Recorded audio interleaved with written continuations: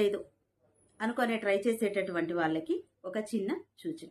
ఇప్పటి నుంచైనా మీరు చదివేటటువంటిది ప్రతి ఒక్కటి పేపర్ మీద పెట్టండి. ముందు చదవడం అయిపోయిందా? చదవడం అయిపోయిన వెంటనే పేపర్లో మీరు ఎగ్జామ్ హాల్లో అయితే ఎలా కూర్చొని రాస్తారో అట్లా ఓపిక తెచ్చుకొని, ఓపిక లేకపోయినా, ఎందుకంటే 10 years చదివాం కదా, ఈ 10 years చదివింది ఈ 3 hours మనం పేపర్ మీద పెట్టాలి.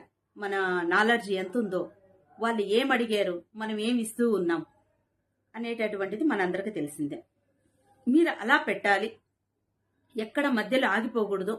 ఫాస్ట్గా ఇన్ టైంలో మీరు ఎగ్జామ్ రాయాలి అంటే మీకు వచ్చినటువంటి క్వశ్చన్, అంటే మీరు నేర్చుకున్నటువంటి క్వశ్చన్ ఇంట్లో వెంటనే ఒక రఫ్ బుక్ తీసుకొని అక్కడ ఎగ్జామ్ హాల్లో అయితే ఏ విధంగా అయితే సబ్ హెడ్డింగ్స్తో అండర్లైన్ చేసుకుంటూ నువ్వు సబ్ పాయింట్స్ ఎలా రాస్తావో ప్రతి ఒక్కటి కూడా మీరు పేపర్లో పెట్టి మీరు కరెక్షన్ చేసుకున్నారు అంటే హ్యాపీగా మీరు అనుకున్నటువంటి గోల్ని రీచ్ కాగలరు.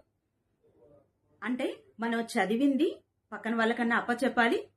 అంటే అప్పచెప్పడం వల్ల మనకు గుర్తుంటుందేమో, కానీ రాయడం వల్ల మాత్రం మనకు ఎక్కడైనా స్పెల్లింగ్ మిస్టేక్స్ ఉన్నా ఆ స్పీడ్ రైటింగ్ అనేది కూడా మనకు అలవాటు అవుతుంది.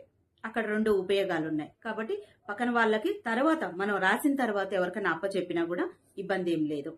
ఇంకొకటి, మనం ఏ లెసన్ నుంచి ఏ క్వశ్చన్స్ నేర్చుకోవాలి అనుకున్నాము అంటే సంక్షిప్తంగా మనము ఏది నేర్చుకోవాలనుకున్నామో ఒక్కసారి విజువలైజ్ చేసుకోవాలి. నాకు ఈ క్వశ్చన్స్ వచ్చా, మళ్ళీ అక్కడ కూడా మనల్ని మనం మోసం చేసుకోకూడదు. ఈ క్వశ్చన్ స్టార్ట్ చేసేసి స్టార్టింగ్ వచ్చింది అనుకొని కళ్ళు మూసుకొని ఎండింగ్ వెళ్ళిపోయి ఎండ్ అనుకున్నాం అనుకోండి, అక్కడ మనకి ఎండ్ కార్డ్ పడిపోద్ది ఎగ్జామ్ హాల్లో. అలా చేయకుండా మనల్ని మనం ఎక్కడ మోసం చేసుకోకుండా మనం నేర్చుకున్నటువంటిది ఎంతవరకు మనకు వస్తుంది, ఈ క్వశ్చన్ ఎగ్జామ్లో వస్తే నేను ఎలా ప్రజెంట్ చేయాలి, ప్రజెంట్ చేసేటటువంటి టైం నేను ఇన్ టైంలో దీన్ని ప్రాపర్గా అనుకున్న విధంగా అక్కడ మనం రాయాలి అనుకుంటే ఎలాంటి ఆలోచన విధానం మనకు ఉండాలి అంటే కాన్ఫిడెన్స్గా ఉండాలి. ఒక క్వశ్చన్ సెలెక్ట్ చేసుకునేటప్పుడు క్వశ్చన్ పేపర్లో ఏ క్వశ్చన్ పేపర్లో దొరికింది కదా అని చెప్పేసి ఫస్ట్ వచ్చినటువంటి క్వశ్చన్ని తీసేసుకొని 3 marks 4 marks క్వశ్చన్కి 10 marks ఆన్సర్ రాసి పెట్టేసి లాస్ట్లో టెన్షన్ పడి ఆ టెన్షన్లో వచ్చినటువంటి క్వశ్చన్స్ మర్చిపోయి బయటకు వచ్చిన తర్వాత ఈ క్వశ్చన్స్ అన్నీ నాకు వచ్చు, నాకు రాయడానికి టైం సరిపోలేదు అంటాం.